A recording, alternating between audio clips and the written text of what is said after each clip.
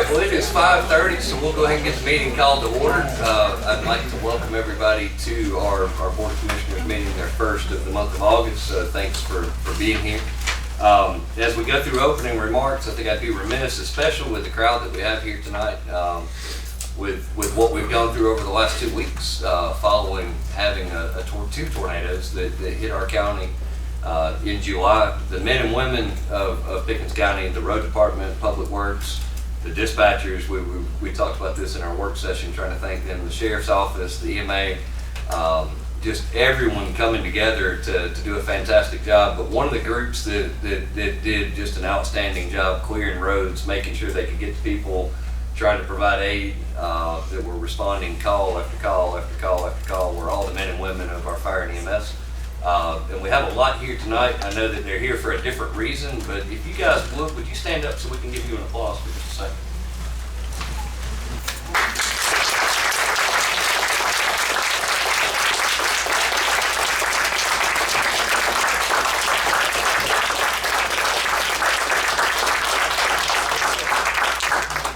Don't think that the public always realizes just the amount of sacrifice that you go through, and to try to take off while everybody else was still in their basements while the storms were passing, or trying to figure out that a storm was passing because we didn't get a warning from the National Weather Service. Each of you were driving into the mess. So I can't say thank you enough for everything that y'all did. We appreciate every bit of it.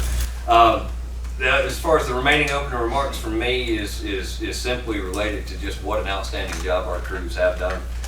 Road department's still working around the clock. Water department is working alongside, still cutting trees.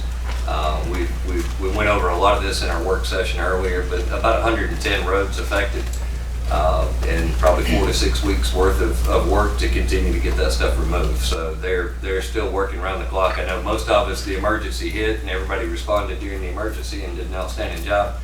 But these guys, the emergency keeps going for quite a long time. So we're very appreciative of all the work that your crew's doing. And once we get settled where they're not still working around the clock, we're going to get them in here to recognize them as well. I know they're still in the middle of it, and to ask them to stay late on an evening wasn't appropriate. We didn't feel it this time, so we'll make them stay late when it's slower at another time in another season. In 2 years, I've not seen a slow season for the road department, but we'll hopefully get there pretty soon. As we move into the next couple items, we're going to open up with our prayer, our invocation, and our pledge of allegiance. So I'm going to ask Kirk Anderson to lead us in the prayer. When he finishes, Lieutenant Angle, would you lead us in the pledge of allegiance? Thank you, Heavenly Father, for giving us protection through this last storm. Please, Lord, continue to protect all the crews, the EMS, the police that, continue to serve in their capacity for the community as we work through this process of getting cleaned up. Please bless all the families that's been affected, homes that's been destroyed, and the general destruction that's going on. Please, Lord, bless this proceeding. Please help us to be good stewards for our community. Let us make good decisions to help this place that we call home. In Heaven's name we pray. Amen. Amen. I pledge allegiance to the flag of the United States of America and to the republic for which it stands, one nation, under God, indivisible, with liberty and justice for all. Thank you very much. So as we move on through our agenda tonight, I do not have any amendments that need to be made to our agenda. Do either of you have something that, please say anything? Yes, we're good. Okay. We'll move on to the next item, which is our recognitions and promotions. As you can see, we've got a room full of firemen here, and I'm going to turn the floor over to Chief Breaker and Director Elrod and let you guys go through a couple of promotions, if you would. Thank you. Thank you, Chairman and Board of Commissions. Thank you for not nailing me again on the storm. Some of those may not be aware of that. I pray you might let everybody know about that. But anyway, again, thank you for allowing me to come here tonight. As you know, a few months ago, one of our battalion chiefs retired and opened up a vacant battalion chief position, and we expanded our fire marshal's office, so I lost some ranking folks in the fire department. So it's time we need to start filling some of them. We started planning on that back when Chief Collis retired, so it takes a while to get to that, get that process completed. So we're here tonight to show the results of that process. We'll be promoting 1 battalion chief and 1 lieutenant. First, I'll be recognizing Larry Stevenson, who's been employed by Pickens County for 16 years now, serving since September 2007. He started as an EMT, and I think it was in 2010 he told me that he pursued advancing up to paramedic. So he did get his paramedic license in 2010.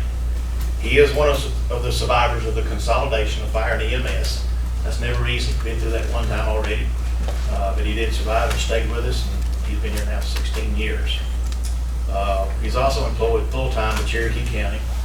As you can see, some of our brothers from Cherokee County is here tonight to even support him and honor him on his accomplishment. Next, I'll be recognizing and promoting Don Grant, who's been employed by Pickens Fire nearly 18 years. He started here also in EMS back in 2005.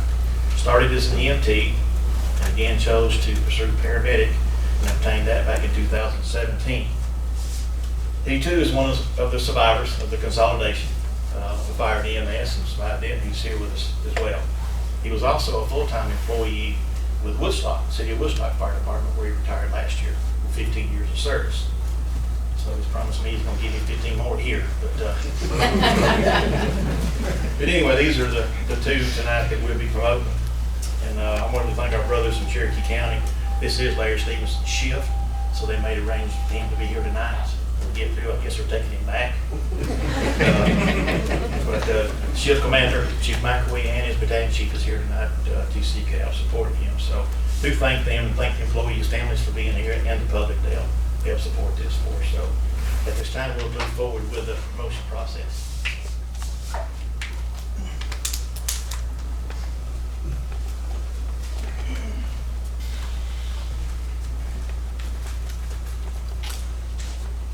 Good afternoon to all. Those personnel to be recognized, please come forward as I call your name. Firefighter Larry Stevenson.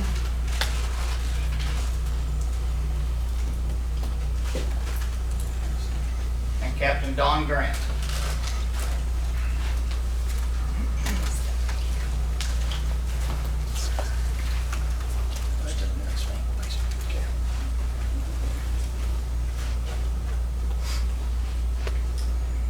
To all who shall see these presents, greetings. Know ye that reposing special trust and confidence in the fidelity and abilities of the following personnel, I do promote Firefighter Larry Stevenson to the rank of lieutenant and Captain Don Grant to the rank of battalion chief in the Pickens County Fire Rescue Services. To rank as such from the 31st day of July, 2023. These appointees will therefore carefully and diligently discharge the duties of the grade to which appointed by, doing and performing all manner of things thereunto pertaining. And I do strictly charge and require all personnel of lesser grade to render obedience to appropriate orders. And these appointees are to observe and follow such orders and directions as may be given from time to time by superiors acting according to the mission, rules, and policies governing the operation of Pickens County Fire Rescue. Given under my hand at the Pickens County Administration Complex this 3rd day of August in the year of our Lord, 2023, signed Chief Tim Prather.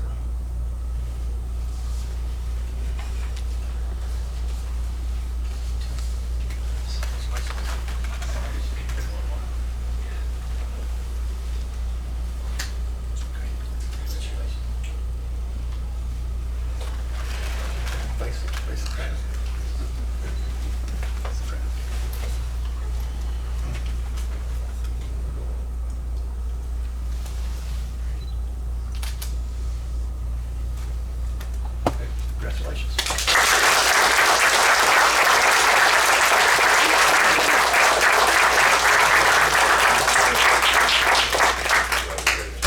We'll come around for a few seconds.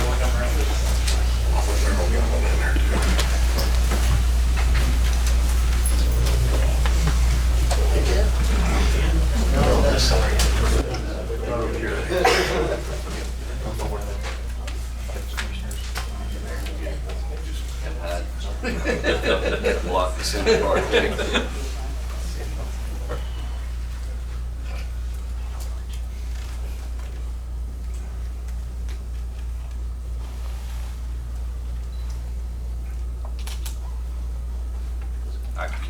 Congratulations. Thank you, sir. Very well deserved. Thank you.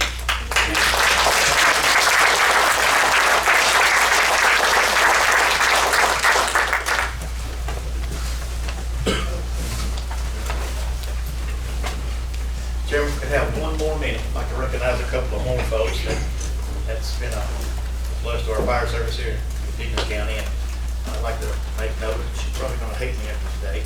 Miss Megan, if she'll stand up. And Commissioner Tim. These two just recently completed their registered certification as firefighters in the county, so that was accomplished as well, and I want to recognize them for completing their firefighter. I copied Megan's test.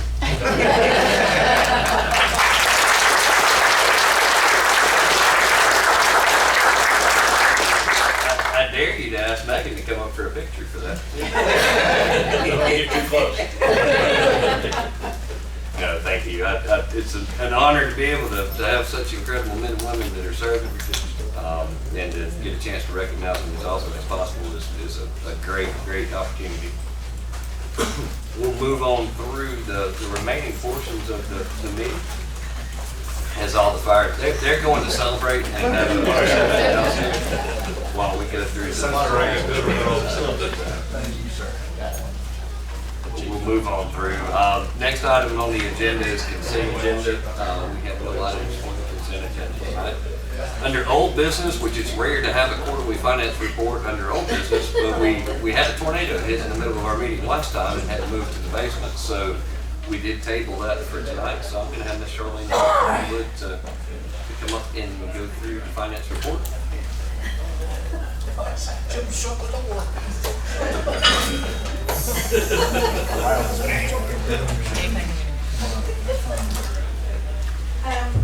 The 2023 financial report reflects 6 months of the 2023 fiscal year, and the expenditure budget should not exceed 50%.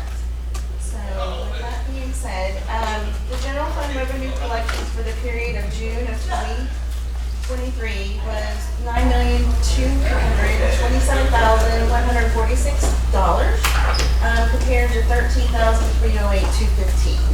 And just to point that out, we did receive the second portion of our ARPA grant in 22, so that's why you see that large difference there. For the special fund, E911 was $249,000 compared to $242,000. And for our budgetary funds is $1,000,000.6 and compared to $996,000. To kind of go through the revenue a little, compared for 2023, for taxes was $2.3 million. The difference between $2.6 million for 2022, it was $293,000, and that was related to current taxes at $193,000 and $100,000 for TABT tax. License and permits, we received $997,862 for a difference of $8,838. That was an increase due to building and permits. For intergovernmental revenue, was $93,065, with an increase of $118,275. That was related to local salary grant and reimbursement of $93,000, $17,000 related to EMA grant, and $8,000 in regards to ACCG safety. Charges for services was $1,200,000 for a difference of $764,000. That was related to ambulance fees, and it was higher in 2022 due to the timing for journal entries. There was a couple of months that were behind trying to get that caught up. For fines and forfeitures was $65,450 for an increase of $7,874. That is $6,000 related to your Georgia Department of Corrections. $2,000 of that was for sales of confiscated property.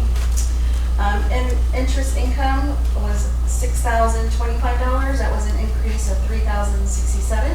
That was related to having more cash in the general fund. Miscellaneous was $64,566 with an increase of $29,685. That was due to $25,000 for insurance reimbursement damages for the sheriff's office and building rental for the rec center of $3,000. Other finance sources was $9,413, and there was an increase of $7,263. That was for the sales of assets between a couple of items in the roads and the sheriff department.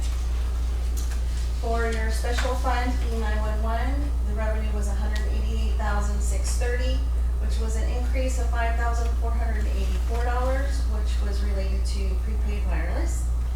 Water had a decrease. We received revenue of $867,831. That was a decrease of $10,744. That was a decrease in the meter installations. And for airport, the revenue was $217,387, which was a decrease of $47,600 compared to '22. That was related to land lease. There was an increase for $12,000. Aviation fuel was down $20,000, and Jet A fuel was down $39,000. As you can see here, we have the receipts that we've received to date for our SPLOST. For fiscal year 2023, we are at $4,204,619. For governmental expenditures, government expenditures for 2023, we're at $15 million, and that is 46.45% of the budget, compared to 22, which was $13.8 million. That was 45.37% of the budget. Governmental expenditures was at $2,312,106. That was 33.9% of the budget. I want to, before I keep going further, I kind of left something out. There is, just to remind everybody, we were doing purchase orders. And so some of the departments you may see may have PO encumbrances that go out through the whole entire year. So that's to cover for goods and services that they hope to expend in the next couple of months. Or we only got like 4 years left in the fiscal year, so. Because at the end of the fiscal year, those POs will be closed out, and then you kind of start back over with your new POs for the new year. So with that being said, judicial expenditures are $2,474,073. That's 51.58% of the budget. And like I just mentioned, you can see Superior Court is at 75.2%. That's contributed to purchase order encumbrances. Public safety and expenditures is $7,942,567, and that's 48.08% of the budget. Public work expenditures is $2,005,194. That's 50.11% of the budget. Health and welfare, $270,972. That's 96.07% of the budget. And again, that is contributed all to POs being encumbered for the remainder of the year. Recreation expenditures, $650,532. That's 50.21% of the budget. Housing and development expenditures, $483,488. That's 58.89% of the budget.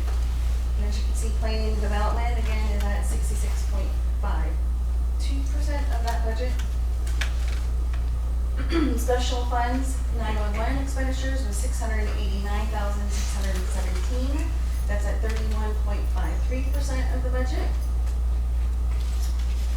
Enterprise funds was $2,388,951. That's 56.71% of the budget. Our American Rescue Plan for 2023, we're at $2,142,532.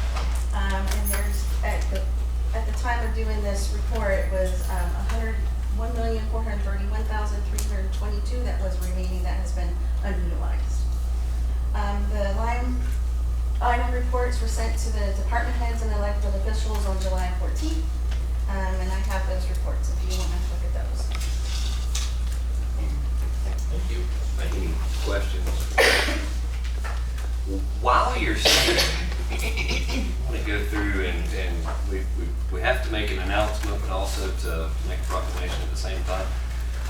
Last week, unfortunately, Charlene did come and indicate that she had accepted another position and will be moving, and will be finishing her last day with the county tomorrow. She came in and met with us, and after getting over the shock of it, while sitting and trying to figure out tornadoes and finance directors, we are very proud and very excited for Charlene. I know that over the last 2 years, the amount of work that she has provided to the county, the team that she's built in the finance department, and the accomplishments that she has made have not been noticed because you don't get to see what's going on behind the scenes. That's just not something that every day you get to look at and see the challenges. But taking on a new audit firm and working through the transition of trying to utilize all the different things that need to be done for an audit firm. I'm going to go through a proclamation I would like to read, and we'll make you stand just because I didn't let you sit first. But I want to read through the proclamation and I want to finish, if you don't mind. We're going to walk around front and present it to you. It states that whereas Pickens County is proud to recognize Charlene Bunch, Ms. Bunch has held the position of Finance Director for Pickens County Government from June 14th, 2021 through August the 4th, 2023. Whereas Ms. Bunch's years of service have been marked by exemplary dedication and the best interest of the community and our citizens. She has been an outstanding leader in the finance department, a mentoring guide to the employees. Whereas Ms. Bunch has shared her valuable business knowledge and leadership and will be truly missed. Her commitment to excellence in the reorganization of the accounting principles will benefit Pickens County for years to come. She has been instrumental in transitioning to a new audit firm in 21 and 22. Ms. Bunch and her finance team were successful in attaining the requirements for a Certificate of Achievement for Excellence in Financial Reporting through the Government Finance Officers Association. Whereas the Pickens County Board of Commissioners would like to thank you for your service and devotion to this community. Now, therefore, the Pickens County Board of Commissioners is hereby pleased to present Ms. Bunch with this proclamation as a reminder that although she is leaving our employment, she will always be remembered as a kind, considerate, and loyal individual to Pickens County. This proclamation will be made part of the official record of Pickens County and witnessed here on this 3rd day of August, signed by myself as the chairman. We thank you very much, and we're going to walk around to present this to you. There have been a lot of threats made about tears, and they weren't loud. They joked about that a few times throughout the day. Yeah,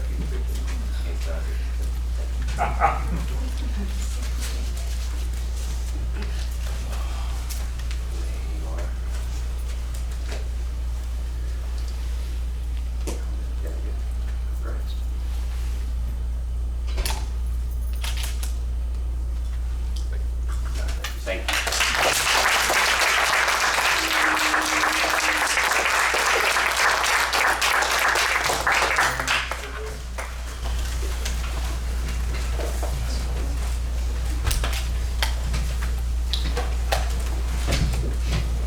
So one of the challenges that we face when you have someone in a position of that level as a finance director, and with the amount that is on their shoulders, is to how in the world are we going to replace this?